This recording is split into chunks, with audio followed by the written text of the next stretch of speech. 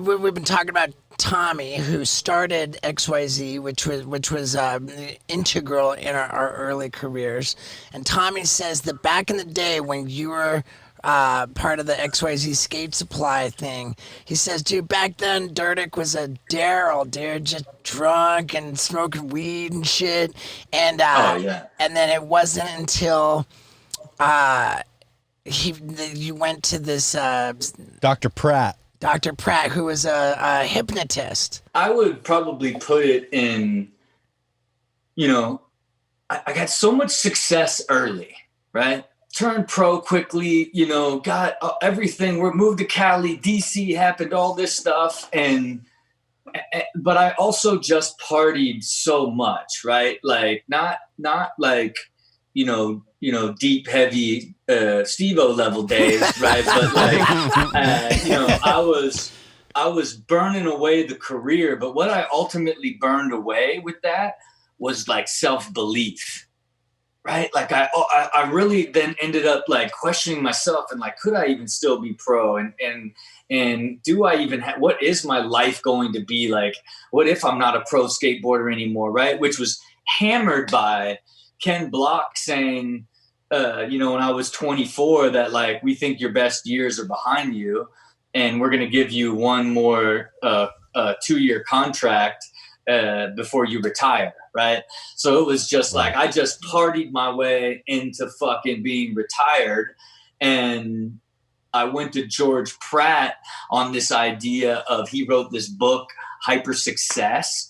And he was a hypnotist. And this is back in the phone book days. I was just looking through the fucking phone book because there was no fucking internet of like, oh, clinical psychologist, like hypnotist, right? I'm like, oh, this is at La Jolla Scripts. This is legit.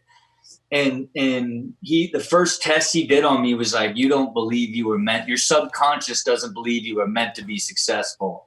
And then lo and behold, we did a handful of sessions and I've never taken a step backwards, never again in my life. Right. And maybe I was ready. Maybe that was my moment in time. Like, and I was ready to like find and regroup, but I had since, took all my friends there. I take my wife there. I just celebrated my 5th year wedding anniversary and did a full wedding. And he did the ceremony. Wow. You know what I mean? Like that's, all these years later, I still look at him as this sort of, at least integral piece of just, being this conduit that took me to this entirely other level. Dude, epic, man. Do you keep going back to refresh with him, like, or you're still rocking off that initial? I don't. I'll like, I said, I saw him not that long ago. I said, I just want to like verify that my subconscious believes I'm going to be a billionaire. And he's like, does some like magic. He's like, stop. You already know that. Anyway, how you been? Stop. But, for me, I also have done so much deep work on my subconscious and basically clearing out so much aspect that I live in this like super, super sharp presence with like super clear long-term goals. So I end up in sort of this state where I don't really question much and sort of attract all of the things that I need to perpetuate me towards those long-term goals. So it worked. Oh yeah. Where'd you get the sense enough to look for a hypnotist? Like when Ken Block told you, you're going to retire, like what made you go through the phone book and be like, I think a hypnotist is what I need right now? I don't, that's a really very valid and straightforward, normal question, right? Like, what the fuck? Well, and when you say it to me, I'm like, well, God damn it, what was the strategy? I know, I'm fucking up. I need someone to hypnotize me to not fuck up. I don't know. You said some Daryl shit. I went to a hypnotist to stop biting my nails, and it worked for a week, and then I haven't been able to stop biting my nails for the last 20 years. So I don't know what the answer is. Yeah. Look, two different stories. You went to the wrong hypnotist, dude. So going back to then, you see Dr. Pratt, and then like what year was it you saw Dr. Pratt, you think?